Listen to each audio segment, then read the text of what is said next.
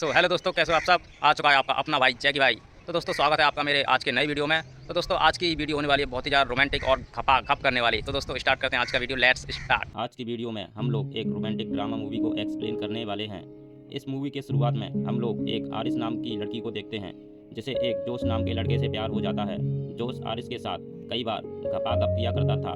एक दिन जब वह अपने दोस्तों के पास आरिस को मिलवाने के लिए लेकर जाता है, तब उसके दोस्त भी आरिस को देखकर उसकी तरफ अट्रैक्ट हो जाते हैं और वह लोग भी अब आरिस के साथ इंटीमेट होना चाहते थे।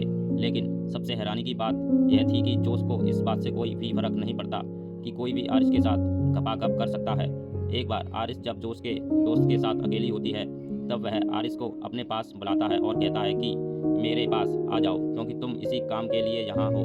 इसके बाद वह आदमी आरिस के साथ में क्या करता है, यह हम लोग इस वीडियो में आगे देखेंगे। तो चलिए इस मूवी को शुरू करते हैं। इस मूवी की शुरुआत एक सुपरमार्केट से होती है। यहाँ पर हम लोग एक आरिस नाम की लड़की को देखते हैं। तभी एक जोश नाम का लड़का यहाँ आता है। जोश आरिस को ही देखे जा रहा था। यहाँ आरिस भी जोश को नोटिस करती है। इन दोनों की नज़रें मिलती हैं और इन दोनों को पहली नज़र में ही प्यार हो जाता है। अब यह लोग साथ में घूमते हैं। जोश आरिस को अपने दोस्तों से मिलाने के लिए लेकर जाता है। यहाँ आरिस उससे बोलती है, तुम्हारी दोस्त कैट मुझे बिल्कुल भी पसंद नहीं करती है। जोश कहता है, कैट ऐसे ही है, इसलिए तुम उसकी बातों का बुरा मत मानो। इसके बाद यह लोग अंदर जाकर कैट से मिलते हैं। यहाँ इनके दोस्त पैट्रिक और एलाई भी आए हुए थे। यह सभी लोग अभी जिस घर में थे, यह घर सरगे का है। वैसे तो सरगे कैट का बॉयफ्रेंड था, लेकिन आरिस को देखने के बाद अब उसकी निगाहें आरिस पर पड़ जाती हैं। आरिस और जोश काफ़ी लंबे सफ़र से आए थे, इसलिए आरिस ऊपर जाकर शावर लेती है। इसके बाद जब यह सभी लोग बैठे हुए थे, तभी पैट्रिक अपनी और एलाई की कहानी सुनाता है कि वह लोग एक दूसरे से कैसे मिले और उन्हें भी पहली नज़र में ही प्यार हो गया था। उनकी कहानी को सुनने के बाद आरिस कहती है, मेरी भी कहानी कुछ इसी तरह है। आरिस जब अपनी बातों को बोल रही थी, तभी वह नोटिस करती है उनका कोई भी दोस्त उसकी बातों पर ध्यान नहीं दे रहा था। यही पर हम लोग सरगे के बारे में जानते हैं। सरगे कई सारे इलीगल काम भी करता है। यहाँ पर कैट आरिस से यह कहती है, सरगे के पास सब कुछ है और उसकी तो एक सुंदर बीवी भी है। मैं तो बस उसकी टाइम पास हूँ। उसका जब भी मूड बनता है वह मेरे साथ इंटीमेट होता है। कुछ देर के बाद यह सभी लोग यहाँ डांस करने लगते हैं। तभी सरगे आरिस के नज़दीक आने की कोशिश करता है। यहीं पर जोश भी होता है। डांस करते हुए आरिस जोश को अपनी तरफ खींचती है। यहाँ पर लोग साथ में काफ़ी मस्ती करते हैं। रात में सोने से पहले यह लोग इंटीमेट होते हैं, लेकिन तभी आरिस कुछ बोलने लगती है। जोश उससे कहता है, सो जाओ। तभी आरिस एकदम से ही सो जाती है। सुबह में यह लोग नदी के पास जाने वाले थे। जोश आरिस से कहता है, मेरा जाने का मन नहीं है, इसलिए तुम अकेली चली जाओ। जोश आरिस की बातों को मानकर अकेली चली जाती है, लेकिन आरिस के जाते ही जोश ने अपने फ़ोन में वह एक पेन ड्राइव को कनेक्ट करता है। इस बाहर आरिस को अपने जेब में एक चाकू मिलता है।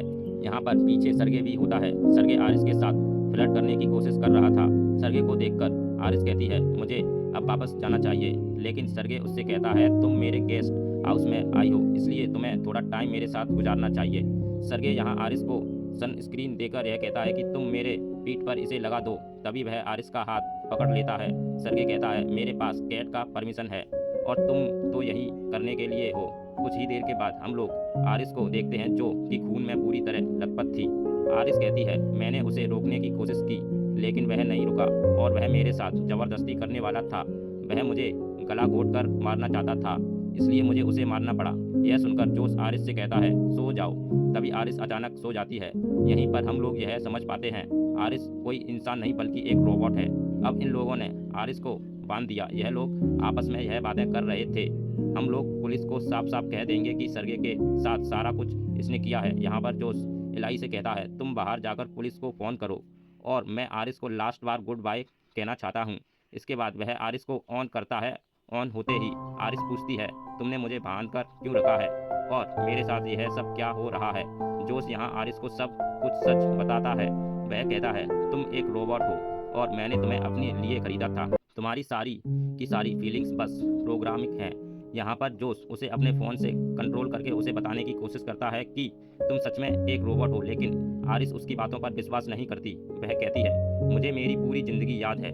जोश कहता है, वह सब भी आर्टिफिशियल झूठ है और ना ही हम लोग किसी सुपरमार्केट में मिले थे, बल्कि तुम्हें तो मेरे घर में डिलीवर किया गया था। अब हम लोग उस वक्त को देखते हैं जब आरिस जोश को दी जा रही थी। कंपनी वाले जोश से यह कहते थे कि यह रोबोट बिल्कुल सेफ है, यह कभी भी किसी इंसान या फिर किसी जानवर को हर्ट नहीं कर सकती है और ना ही यह कभी आपसे झूठ बोलेगी। यहाँ तक कि आप इसे अपने तरीके से कस्टमाइज भी कर सकते हैं।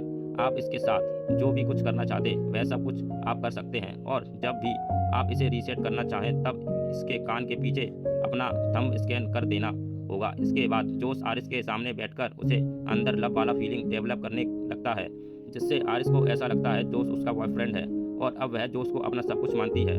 वो उसके साथ कई बार इंटीमेट भी होता है, लेकिन अब जोश ने आरिस को सब कुछ बता दिया था। वो कहता है तुम्हारी सारी फीलिंग्स प्रोग्रामिक हैं। यह सुनकर आरिस रोने लगती है। आरिस कहती है मैंने मान लिया कि मैं एक रोबोट हूँ, लेकिन फिर भी मैं तुमसे प्यार करती हूँ और मैं तुम्हारे साथ रहना चाहती हूँ। लेकिन तभी वहाँ पर कैट आती है। कैट जोश से कहती है इसे बंद करो, लेकिन जोश आरिस को बंद करने के बजाय कैट से बातें करने लगता है। कैट कहती है यह हमारा प्लान नहीं था, तुमने उसे दोबारा ऑन क्यों किया? जोश कहता है मैं बस लास्ट बार उसे गुड बाय कहना चाहता था। यहीं पर हम लोग ये जानते हैं यह सारा का सारा कुछ जोश और कैट का प्लान था। इन दोनों ने मिलकर आरिस के सेटिंग के साथ छेड़छाड़ की थी ताकि वह सरगे को मार दे। लेकिन इधर आरिस पास में पड़े हुए चाकू की तरफ बढ़ती है। जब जोश उसे बंद करने के लिए उसके पास में आता है तब आरिस उसे जोर से एक मुक्का मारती है। कैट यह सब देखते रह जाती है। इसके बाद आरिस जोश का फ़ोन लेकर यहाँ से निकल जाती है। अब जोश यह सारी बातें इलाई को बताता है। वह कहता है मैंने ही आरिस के सेटिंग के साथ में छेड़छाड़ की थी ताकि वह सरगे को मार दे और उसका सारा का सारा पैसा हमारा हो जाए। इसके बाद यह लोग इस पैसे में एक हिस्सा इलाई को भी देने की बातें करते हैं। इलाई कहता है तब तो एक हिस्सा पैट्रिक का भी होना चाहिए।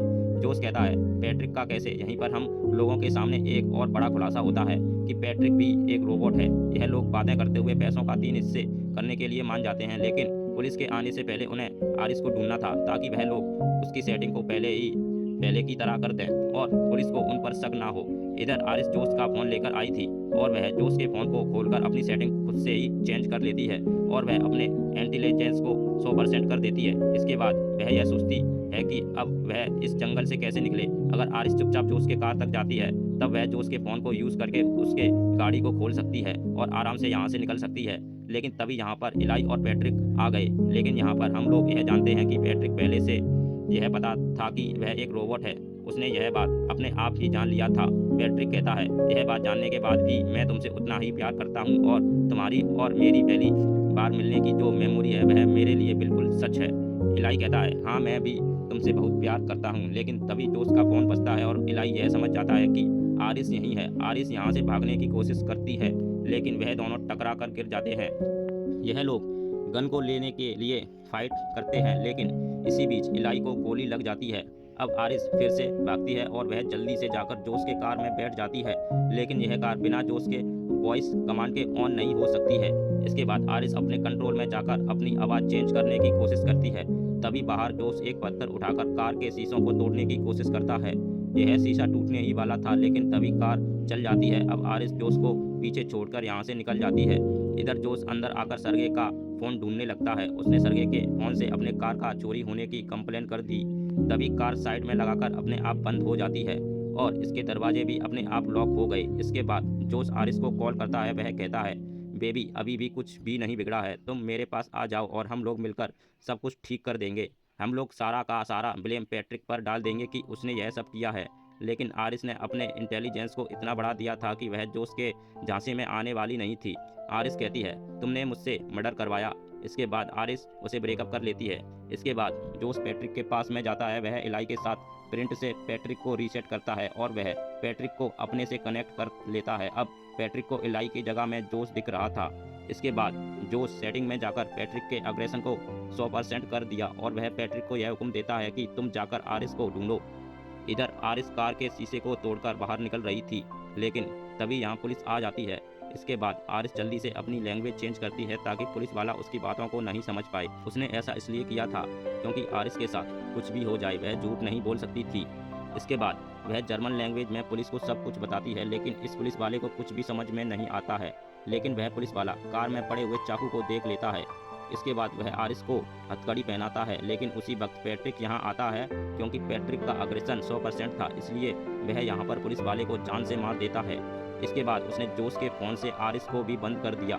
इधर कैट घर के बाहर में एक पुलिस की कार को आते हुए देखती है, जिसमें से पैट्रिक निकलता है और इस पुलिस वाले की डेड बॉडी डिग्गी में पड़ी हुई थी। कैट यह सब देखकर बहुत डर जाती है और यहाँ से भागने लगती है। जोश पैट्रिक से कहता है उसे रोको। पैट्रिक ने कैट को भी जान से मारकर उसे जाने से रोक दिया। यह सब पैट्रिक के बढ़े हुए अग्रेशन की वजह से हो रहा था। इसके बाद हम लोग जोश को देखते हैं जो कि आरिस के साथ में टेबल में बैठकर उसके साथ खाना खा रहा था। उसने आरिस को ऑन किया था। जोश कहता है मैंने यह बात नहीं सोचा था कि तुम इतना कुछ कर जाओगी। तुमने इलाई को मार डाला और तुम्हारी ही वजह से कैट की भी जान चली गई। आरिस कहती है नहीं, मैंने ऐसा कुछ नहीं किया है, यह सब तो तुम्हारा किया हुआ है। तुम सारा का सारा ब्लेम मुझ पर नहीं डाल सकते हो। आरिस कहती है तुम बहुत बुरे इंसान हो और तुम बहुत कमज़ोर हो, तुम पूरी दुनिया को गलत समझते हो। आरिस अभी यह सब बातें बोल रही थी तभी जोश अपने फ़ोन को लेकर उसके इंटेलिजेंस को 0 कर देता है। जोश कहता है तुम बोलती हो कि तुम्हें दर्द फील होता है, तो आओ हम लोग टेस्ट करें। अब वह आरिस के हाथ को जलते हुए कैंडल के ऊपर रखता है और उसी वक्त जोश के पास में आरिस को बनाने हुए कंपनी से कॉल आता है। वह लोग यहाँ आ रहे थे। इधर आरिस का हाथ जल चुका था। तब जोश ने कैंडल को बुझाकर उसके हाथ में गन थमा दी और वह आरिस को यहाँ ऑर्डर देता है कि तुम अपने आप को गोली मार लो। आरिस उसकी बातों को मानते हुए अपने आप को शूट कर लेती है। इधर कुछ ही देर के बाद आरिस को लेने के लिए उसके कंपनी वाले आते हैं। यहाँ उन लोगों के सामने पैट्रिक एक पुलिस वाला बनता है। जिस पुलिस वाले को उसने मार दिया था वो लोग पैट्रिक को देखकर यह कहते हैं तुम्हें देखकर ऐसा लगता है कि तुम्हारा चेहरा काफ़ी जाना पहचाना है, लेकिन इन लोगों को याद नहीं आ रहा था कि उन्होंने पैट्रिक को कहाँ देखा है।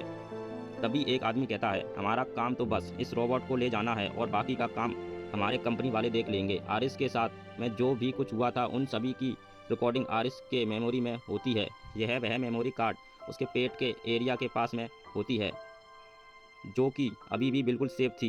जोश यह बात जानकर बिल्कुल डर जाता है। कंपनी वालों को भी यह अंदाज़ा था कि पक्का जोश ने ही आरिस के साथ में कुछ गलत किया होगा और उसी ने इसके सेटिंग के साथ में छेड़छाड़ की है, क्योंकि उनका बनाया हुआ रोबोट इतना कुछ नहीं करता है। लेकिन तभी पैट्रिक इन लोगों के सामने आ जाता है। पैट्रिक इनमें से एक आदमी को मार देता है, लेकिन दूसरा आदमी पैट्रिक से बचकर भागता है। वहीं इधर अंदर इन लोगों के बहन में आरिस रिब्यूट हो चुकी थी। इधर बाहर पैट्रिक ने उस लड़के को पकड़ लिया था, लेकिन आरिस यहाँ आकर पैट्रिक को हट नहीं कर पाती है क्योंकि उसकी सेटिंग रिब्यूट हो चुकी थी। तभी आरिस कहती है पैट्रिक जोश तुमसे प्यार नहीं करता है, वह तो बस तुम्हारा इस्तेमाल कर रहा है। यहाँ पर आरिस पैट्रिक के सामने वही लाइंस बोलती है जो कि पैट्रिक ने इलाई को बोली थी। वो कहती है याद करो तुम इलाई को प्यार करते हो ना कि जोश को। आरिस कहती है पैट्रिक तुम जानते हो हम लोग झूठ नहीं बोल सकते हैं। आरिस की सारी बातों को सुनकर पैट्रिक को इलाई याद आ जाता है। इसके बाद वह अपने आप को ख़त्म कर लेता है। इसके बाद आरिस इस लड़के से एक हेल्प मांगती है। वहीं इधर अंदर हम लोग जोश को देखते हैं। यहाँ सारे के सारे पैसों को लेकर जोश यहाँ से भागने वाला था, लेकिन तभी उसे अपने दोस्तों की आवाज़ें आने लगती हैं। यह सभी आवाज़ें आरिस निकाल रही थी क्योंकि उस लड़के ने आरिस के सेटिंग के साथ छेड़छाड़ करके उसे सभी चीज़ों का फुल एक्सेस दिया था। अब जोश का फ़ोन भी आरिस को रोक नहीं सकता है, लेकिन अभी भी आरिस जोश को हट नहीं कर सकती थी क्योंकि वह उससे अभी भी प्यार करती है। इसी चीज़ का फ़ायदा जोश उठाता है और वह आरिस को बहुत मारता है। वह इस बार आरिस के पेट में गोली मारेगा ताकि उसकी सारी की सारी मेमोरी चली जाए और वह हमेशा के लिए मर जाए, लेकिन अपने आप को बचाने के लिए आरिस उस पर हमला कर देती है और इस हमले में जोश मारा जाता है। अब आरिस अपने रोबोट होने के सच को मान लेती है और यहीं पर यह मूवी खत्म हो जाती है।